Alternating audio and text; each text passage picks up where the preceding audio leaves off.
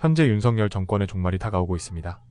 야당과 국민 모두가 힘을 합쳐 대통령 자격이 없는 윤석열을 끌어내리기 위해 노력하고 있습니다.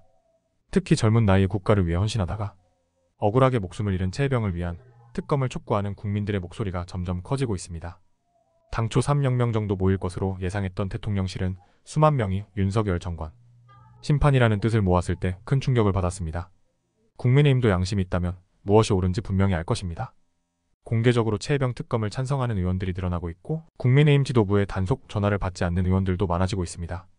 하지만 모든 것이 순조롭게 진행되는 것처럼 보이는 가운데 민주당 내부에서는 여전히 잡음이 끊이지 않고 있어 많은 국민들이 실망하고 있습니다. 이 상황에서 우상호, 고민정 등 의원들에게 묻고 싶습니다. 이렇게 해서 정말 되겠습니까? 그동안 국민들의 응원을 받았던 것이 부끄럽지 않은지 묻고 싶습니다. 심지어 이들은 당내 잡음을 일으키는 것을 넘어서 누구보다 서민들을 아끼고 사랑하는 이재명 대표의 근본적인 정체성을 의심하는 단계까지 나아가며 충격을 주고 있습니다. 이들은 결국 대가를 치르게 될 것입니다. 최근 JTBC는 매우 충격적인 내용을 입수했습니다. 너무 충격적이라 믿기 어려울 정도였는데요. 이 내용은 박정은 전 수사단장과 대통령 윤석열을 비롯한 고위 인사들 중 누가 진실을 말하고 누가 거짓을 말했는지를 명확히 밝힐 결정적 단서였습니다. 김계환 해병대 사령관의 휴대전화를 집중 분석한 결과 최혜병이 순직한 이후 4일 만에 대통령실 군 관계자와 124차례 통화한 것으로 확인되었습니다.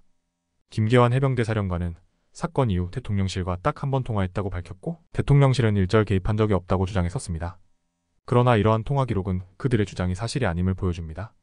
국가안보실 2차장과 3번, 국방비서관과 4번, 그리고 안보실 행정관과 9번 등 안보실과 총 16번 통화를 했습니다.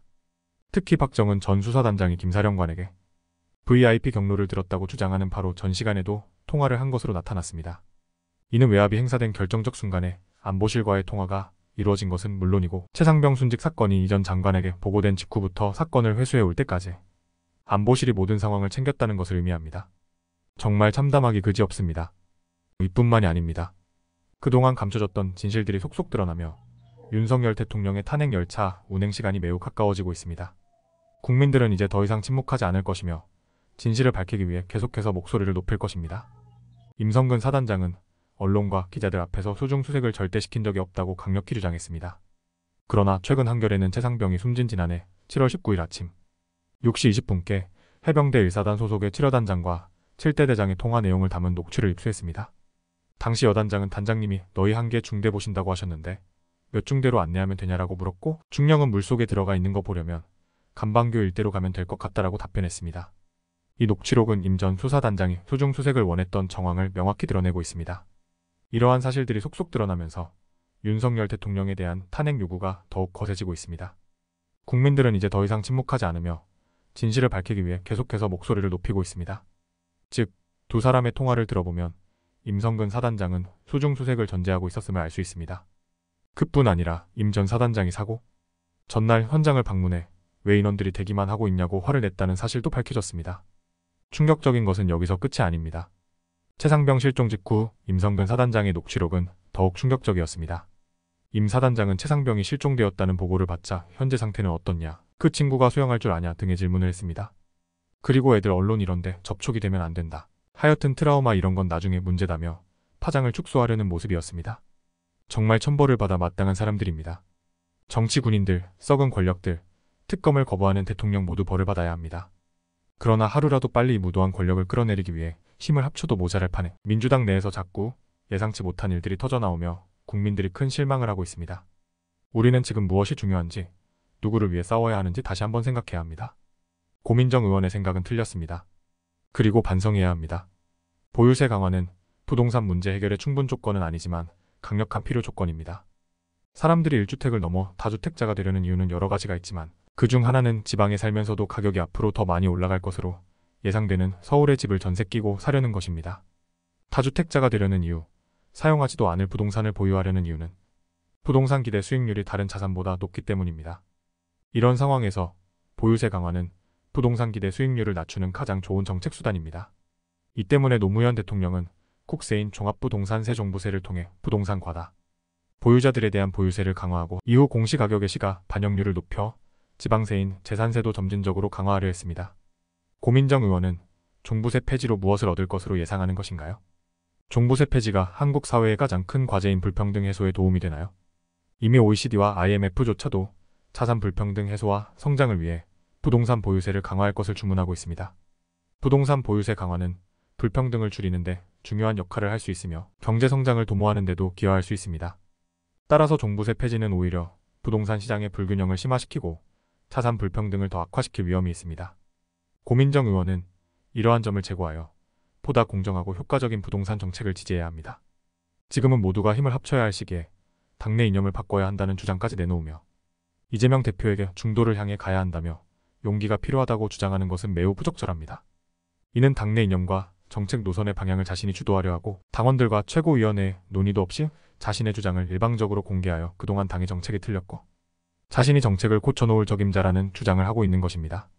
모두가 알다시피 고민정 의원이 주장한 종부세 폐지는 이재명 대표와 박찬대 원내대표가 주장한 실거주 1주택자에 대한 종부세 완화와 비슷해 보이지만 실제로는 완전히 다른 방향의 정책입니다.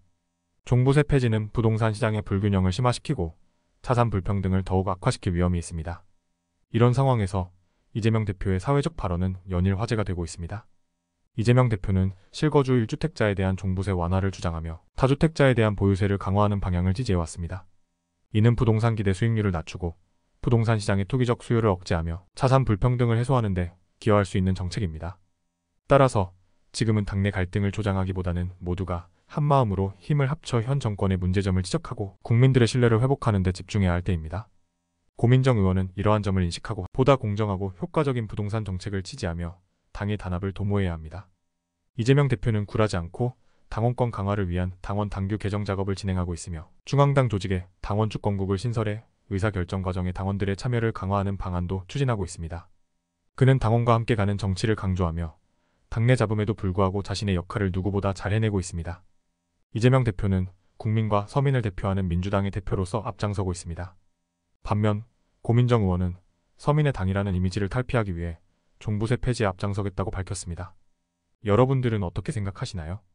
이재명 대표의 접근은 당의 단합과 당원 참여를 강조하며 실거주 1주택자에 대한 종부세 완화를 통해 서민들의 부담을 줄이고자 합니다. 이는 부동산 시장의 투기적 수요를 억제하고 자산 불평등을 해소하는 방향으로 나아가는 정책입니다. 반면 고민정 의원의 종부세 폐지 주장은 부동산 시장의 불균형을 심화시키고 자산 불평등을 더욱 악화시킬 가능성이 있습니다. 이는 오히려 서민들에게 불리하게 작용할 수 있습니다. 서민의 당이라는 이미지를 탈피하기 위해 종부세 폐지를 주장하는 것은 오히려 서민을 위한 정책과는 반대되는 방향으로 보일 수 있습니다. 결론적으로 이재명 대표의 정책과 리더십은 당내 단합과 서민의 이익을 보호하는 데 중점을 두고 있으며 이는 많은 국민들에게 긍정적으로 평가받을 수 있습니다. 반면 고민정 의원의 종부세 폐지 주장은 당의 기존 정책과 상충되며 서민들에게 불리한 영향을 미칠 수 있습니다. 이러한 점을 고려할 때 이재명 대표의 접근이 더 적절하고 효과적일 수 있습니다. 이재명 대표는 해병대원 특검법 거부 규탄 및 통과 촉구, 범국민대회에 참석하여 지난 총선에서 윤석열 대통령과 국민의힘에게 명백한 경고를 했지만 그들이 변하지 않고 여전히 국민을 능멸하며 민주주의를 퇴행시키고 있다고 비판했습니다. 그는 우리가 다시 심판해야 한다고 강조하며 대통령이 행사하는 거부권은 대통령 가족이나 측근들을 위해서가 아니라 국민을 위해서만 사용돼야 한다고 주장했습니다. 또한 대통령이 국회 입법권을 무시하고 상식을 위배할 때는 권력의 주체인 국민들이 심판해야 한다고 말했습니다. 그는 장례에서든 장애에서든 잠자리에서든 아니 꿈자리 속에서도 반드시 싸워서 이기자고 힘주어 말했습니다. 여러분들은 어떻게 생각하시나요? 무소불위의 무도한 권력을 행사하고 있는 윤석열 대통령을 탄핵시킬 수 있을까요? 이상 영상 마치겠습니다. 구독과 좋아요는 영상 제작에 큰 힘이 됩니다. 여러분의 많은 댓글 의견 남겨주세요. 민주스피커였습니다. 감사합니다.